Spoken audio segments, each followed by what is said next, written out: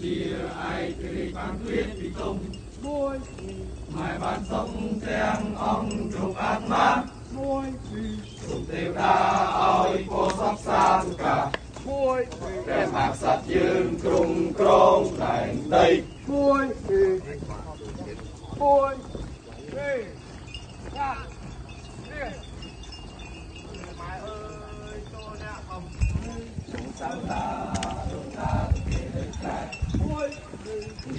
một vị thần thiên hàn la đời đời sạch la xoay rong trong này